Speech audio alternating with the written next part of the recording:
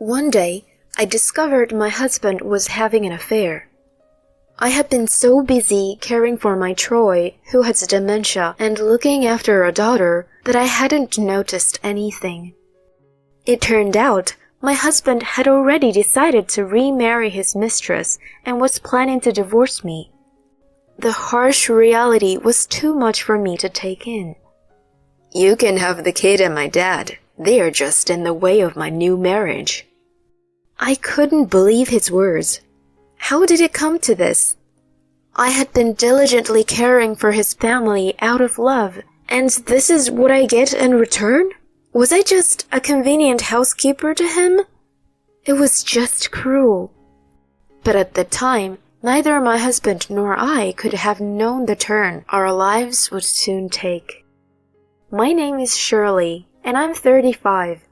I am a stay-at-home mom taking care of the household chores at my in-laws. There are 4 people in my family: my husband Keaton, our 4-year-old daughter Gabriella, and my father-in-law Troy. Initially, it was just Keaton and me living in an apartment. I was also working full-time.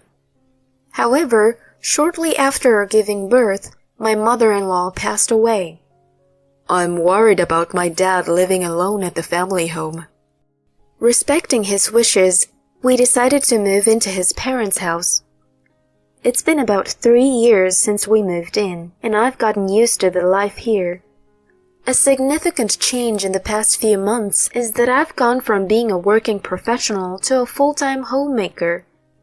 Even after moving in with Troy, I continued to work at the same company. However, about 3 months ago, while I was cleaning up after dinner, Troy asked me something. "Shirley, what day is it today?" Today? It's the 3rd. "Ah, right. It's Thursday, isn't it?" No, today is Friday. Look, it's on the calendar, right there. Oh, my bad. Lately, I've been losing track of the dates. At the time, I thought he was just a bit confused, but his behavior began to get worse. He'd ask for meals right after eating and couldn't remember where things were. It was clear it was not normal. I grew concerned and suggested he should visit a doctor, but he gently refused, and I couldn't push it further. I was at a loss about what to do with him, but I couldn't just leave things as they were. So, I decided to talk to Keaton about his father's condition. Since my husband always left for work early and came back late, he didn't know what was happening with his father, who was usually asleep by the time he got home. Normally, I go to bed with our daughter, but that night I fought off sleep and waited for him to come home. Around 1 a.m., I finally heard the front door open. "Shirley? Why are you still up?" He was surprised to see me in the living room. Seeing his face woke me up completely, and I immediately started the conversation. "I need to talk to you about your dad." "My dad? What happened?" "Lately, he's been acting strangely. He's losing track of dates and starts asking about meals right after eating. It's not just forgetfulness, it's serious." "So he's starting to get senile? Well, he's over 70. "This isn't a light matter. We really should take him to the hospital." He sighed heavily and said dismissively, "The hospital? Aren't you overreacting? It's just forgetfulness." "I'm telling you, it's not just forgetfulness. Something is really wrong." "Then why don't you take him? I'm too busy." "I was going to, but he refused, and I thought we should do it together." "Well, if he doesn't want to go, there's no need to force him. Let's not overdo it." After saying that, he grabbed a beer from the fridge and started playing with his phone. It was as if my words didn't reach him anymore. "I'm going to bed. Good night." I didn't expect a reply, and there wasn't one. I sighed quietly and left the living room. After that, I kept trying to talk to Troy regularly, but he firmly refused to go to the hospital. He wasn't always confused. There were times when he was completely lucid. One day, he looked at me seriously and spoke. "Shirley, can I talk to you for a minute?" "What's up?" "You've noticed, haven't you, that I've been acting strangely lately?" "Well, I mean..." "I realize it too sometimes. I feel bad asking you this, but would you consider quitting your job and staying at home?" "What?" That question hit me out of the blue and stopped my train of thought. I was stunned by his sudden request. "What do you mean?" While I was still reading, he explained, looking apologetic. "I'm getting anxious about being alone during the day. I'll take care of the expenses, so could you please?" "But if we are doing that, we should go to the hospital first." "Shirley, you've been saying your work environment has changed, making it difficult to work, right? This might be a good time to quit and look for something new, even if it's just for a while." "Well..." "Please, I don't know who else to ask." Seeing him plead so desperately, I was at a loss for words. I couldn't deny that I had been considering leaving my job too. The company's management had changed recently, drastically altering the work environment. It wasn't the positive place it used to be, and many of my close colleagues had already left. I had been thinking about quitting, but with a young daughter, our expenses were only going to increase. I couldn't just stop working. Finding a new job while still employed was challenging. So Troy's offer seemed very appealing. He could handle the finances, and I could take my time finding a new job while keeping an eye on him. As I was still unsure, he continued in a gentle tone.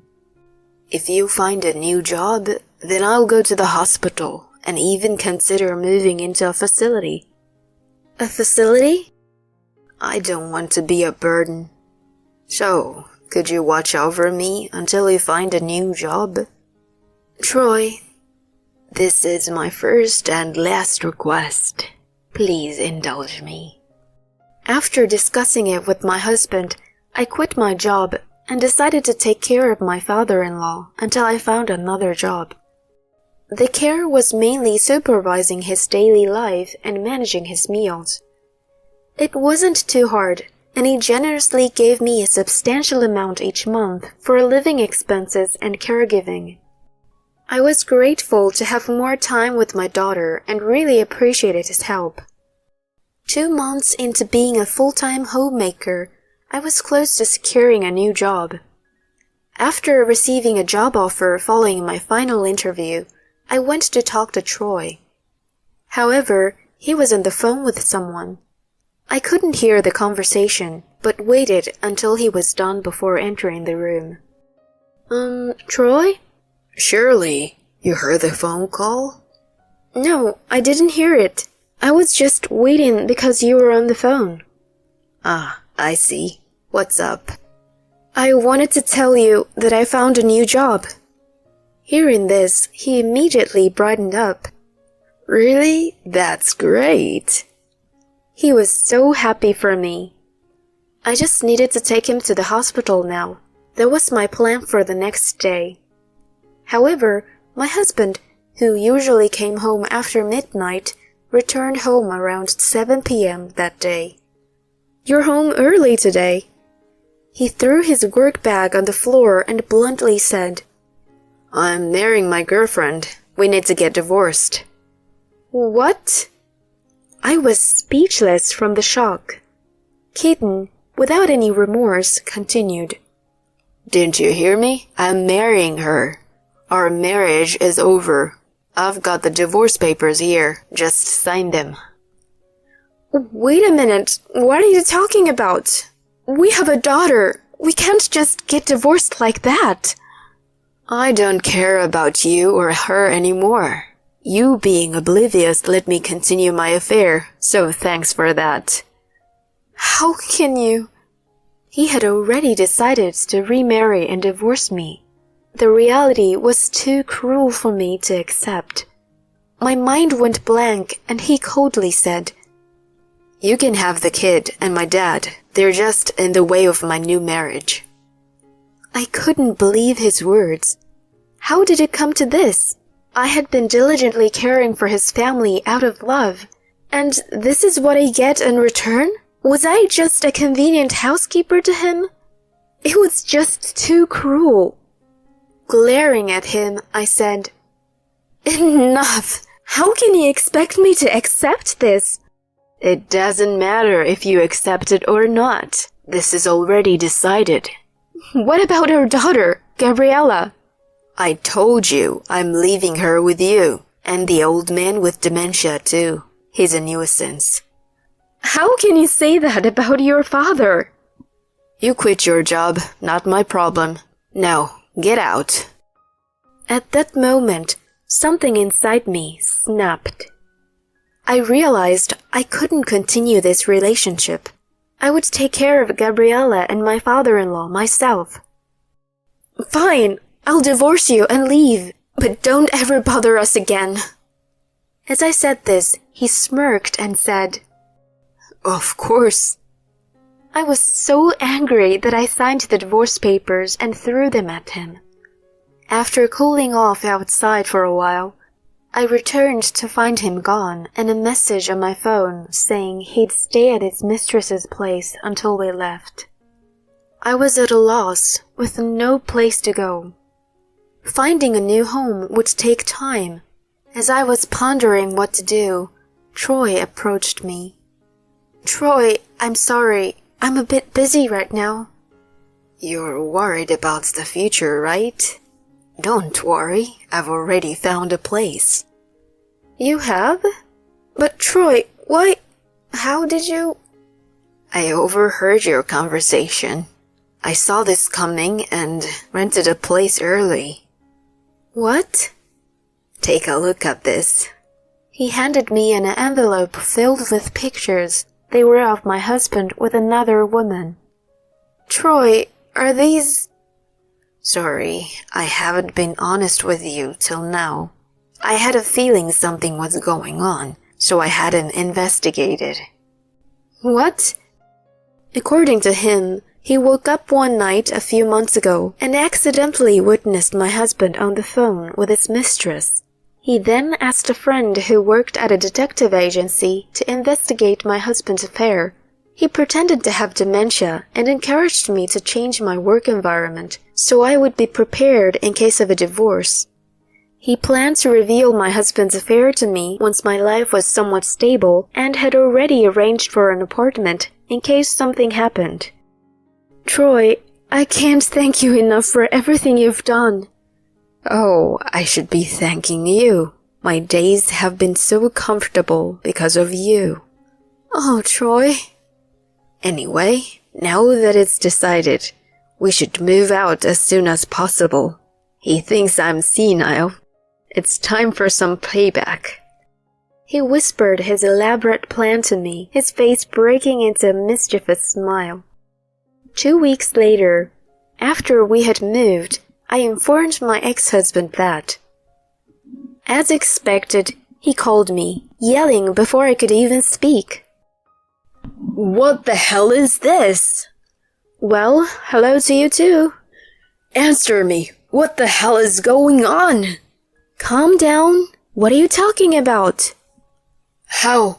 Why did you destroy my family home? That was the plan Troy had shared with me, to demolish the family home and leave Keaton nowhere to return. I told him the truth in response to his panicked state. Just so you know, it wasn't me who did it, it was your father. What? Why would he be involved? He's senile. That was all a lie.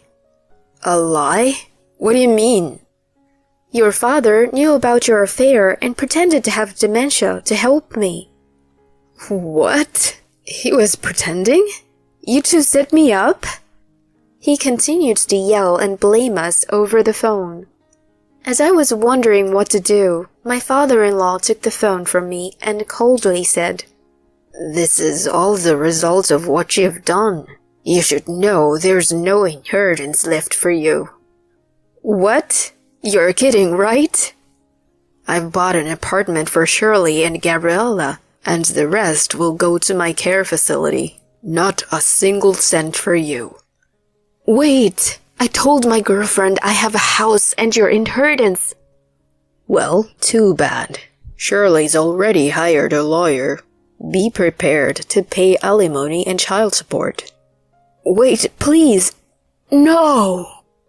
As my ex-husband's cries of despair echoed, Troy ruthlessly hung up the phone and handed it back to me. "Live freely from now on," he said with a kind smile. Later, I demanded alimony through my lawyer from my ex and his mistress. It turned out she was his subordinate at the same company. Both were demoted to different subsidiaries, their salaries significantly reduced. They struggled to pay the monthly alimony and child support, and although they tried to negotiate a reduction, I refused. I intend to make them suffer thoroughly. As for me, I was living happily with my daughter in the apartment my father-in-law bought. It was conveniently located within walking distance from the station, making it easy to commute to my new job. And unbeknownst to me, Troy had already applied for a senior living facility. He had already made friends there and was enjoying his time. My daughter and I visit him several times a month, and seeing him healthy and happy is a great relief. I never forget the gratitude we owe him and plan to live happily with my daughter, cherishing our newfound freedom.